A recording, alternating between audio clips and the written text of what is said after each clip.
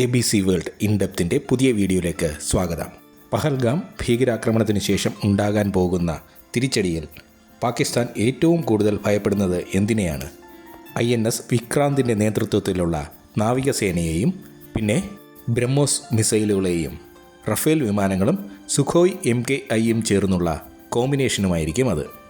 അറബിക്കടലിൽ നിന്നും INS വിക്രാന്തിലെ വിമാനങ്ങളിൽ നിന്നുള്ള വ്യോമാക്രമണവും പിന്നെ INS സൂരത്ത് പോലുള്ള വമ്പൻ ഡിസ്ട്രോയർ ഷിപ്പുകളിൽ നിന്നുമുള്ള മിസൈൽ ആക്രമണവും.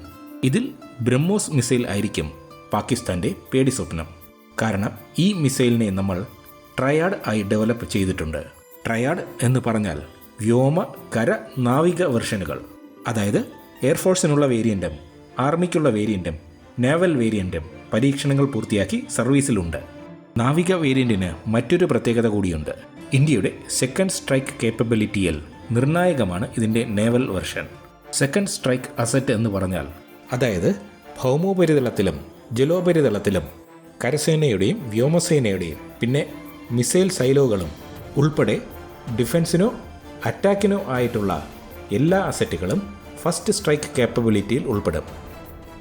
ഈ ഫസ്റ്റ് സ്ട്രൈക്ക് അസറ്റുകളെല്ലാം ശത്രുവിൻ്റെ ആക്രമണത്തിൽ നശിച്ചു പോകുന്ന ഒരു സാഹചര്യം വന്നാൽ, അതായത് ഒരു ന്യൂക്ലിയർ അറ്റാക്കിലൂടെയോ മറ്റോ എല്ലാ സംവിധാനങ്ങളും തകരാറിലായാൽ അവിടെയാണ് സെക്കൻഡ് സ്ട്രൈക്കിൻ്റെ പ്രാധാന്യം.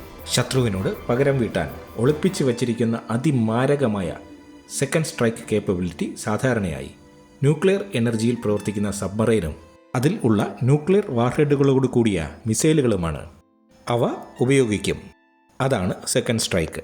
ന്യൂക്ലിയർ പവേർഡായിട്ടുള്ള സബ്മറൈനുകൾക്ക് മാസങ്ങളോളം കടലിൻ്റെ അടിത്തട്ടിൽ മുങ്ങിക്കിടക്കാൻ കഴിയും.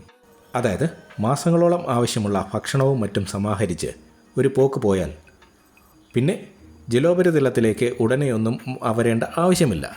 മറ്റ് ഡീസൽ ഇലക്ട്രിക് സബ്മറൈനുകൾക്ക് ഓക്സിജൻ ശേഖരിക്കുന്നതിന് വേണ്ടി ഇടയ്ക്ക് ജലോപരിതലത്തിൽ വരേണ്ടി വരും. പലപ്പോഴും ജലോപരിതലത്തിലേക്ക് വരുന്ന സമയത്താണ് സബ്മറൈനുകൾ പലതും ഡിറ്റക്റ്റ് ചെയ്യപ്പെടുന്നതും ആക്രമിക്കപ്പെടുന്നതും. പാകിസ്ഥാനെ ഭയപ്പെടുത്തുന്നതും ഇതാണ്. ഇന്ത്യൻ നേവി ലോകത്തിലെ പ്രധാനപ്പെട്ട ഒരു ബ്ലൂ വാട്ടർ നേവിയാണ്. ഇതുപോലെ തന്നെയാണ് എയർഫോഴ്സിൻ്റെ കാര്യവും. റഫേലും സുഖോയ് 30 MKIയും ബ്രഹ്മോസ് മിസൈലുകളും ചേർന്ന ഒരു കോമ്പിനേഷൻ, അതിമാരകമായ ഒരു കോമ്പിനേഷൻ ആയിരിക്കും അത്.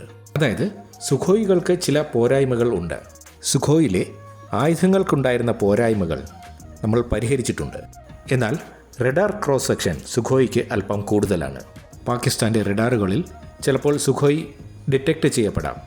അപ്പോൾ സുഖോയ് പോകുന്ന വഴിയിൽ അതിനെ ഡിറ്റക്റ്റ് ചെയ്യാൻ സാധ്യതയുള്ള റഡാറുകളെല്ലാം റഫേൽ യുദ്ധവിമാനത്തിലെ ആൻറ്റി റേഡിയേഷൻ മിസൈലുകൾ ഉപയോഗിച്ച് നശിപ്പിക്കുകയോ അല്ലെങ്കിൽ ഇലക്ട്രോണിക് വാർഫെയർ സ്യൂട്ട് ഉപയോഗിച്ച് ജാം ചെയ്യുകയോ ഒക്കെ ചെയ്ത് സുഖോയ്ക്കുള്ള വഴി ഒരുക്കി കൊടുത്താൽ അത് എത്ര മാരകമായിരിക്കും എന്നൊന്ന് ചിന്തിച്ചു നോക്കുക. അതായത് മുന്നേ പോകുന്ന റഫേൽ അതിൻ്റെ കാപ്പബിലിറ്റീസ് ഉപയോഗിച്ച് തെളിക്കുന്ന വഴിയിലൂടെ 10 ടണ്ണോളം പലതരം ആയുധങ്ങളുമായി പിന്നാലെ വരുന്ന സുഖോയ്, ഇവ രണ്ടും കൂടി ചേർന്ന് പാകിസ്ഥാനിൽ സംഹാര താണ്ഡവമാടും. ഏരിയൽ റീഫ്യൂവലിംഗും കൂടി ചെയ്താൽ മണിക്കൂറുകളോളം ആയിരിക്കും സംഹാര താണ്ഡവം. പാകിസ്ഥാൻ്റെ എയർ സ്പേസിൽ കടന്ന് പാകിസ്ഥാൻ്റെ ഏത് ഭാഗവും ഈ കോമ്പിനേഷന് ആക്രമിക്കാൻ സാധിക്കും. നേവിക്കും എയർഫോഴ്സിനും പിന്നാലെ കരസേനയും എത്തും. കരസേന എത്തിയാൽ മാത്രമേ പിടിച്ചെടുത്ത സ്ഥലത്ത് ആധിപത്യം സ്ഥാപിക്കാൻ കഴിയുകയുള്ളൂ.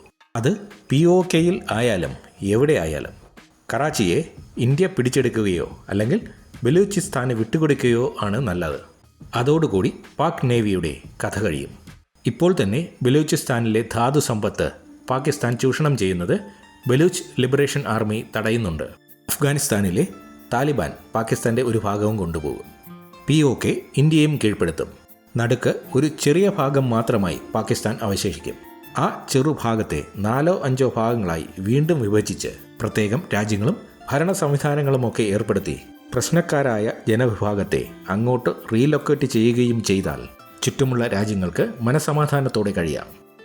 ഈ യുദ്ധം കഴിയുമ്പോൾ ബ്രഹ്മോസ് ആയിരിക്കും താരം. ശരിക്കും ഒരു ബ്രഹ്മാസ്ത്രം. ഇന്ത്യൻ പ്രതിരോധ സേനകളെല്ലാം, അതായത് കരസേനയും വ്യോമസേനയും നാവികസേനയും അതിൻ്റെ സബ്മറൈനുകളും ഉൾപ്പെടെ ന്യൂക്ലിയർ കമാൻഡും ഉപയോഗിക്കുന്ന ഒരു വെർസറ്റൈൽ മിസൈൽ സംവിധാനമാണ് ബ്രഹ്മോസ് മിസൈൽ സിസ്റ്റം. അതുപോലെ നമുക്ക് ഒരിക്കലും മറക്കാൻ പറ്റാത്ത മറ്റൊരു സംവിധാനം കൂടിയുണ്ട് ഇന്ത്യക്ക്. കരസേന ഉപയോഗിക്കുന്ന Pinaka multi barrel rocket system. ഇത് ഒരു world class multi barrel rocket system ആണ്.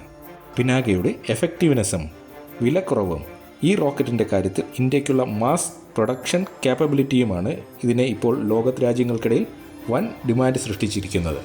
അതുപോലെ തന്നെയാണ് ബ്രഹ്മോസിൻ്റെ ഡിമാൻഡും. ഈ യുദ്ധം കഴിയുമ്പോൾ ബ്രഹ്മോസും പിനാക റോക്കറ്റ് സിസ്റ്റവും ലോകരാജ്യങ്ങൾക്കിടയിൽ വൻ ഹിറ്റായി മാറും. കൂടെ റഫേൽ സുഖോയ് കോമ്പിനേഷനും ഇന്ത്യൻ നേവിയും ലോക ഹിറ്റായി മാറും.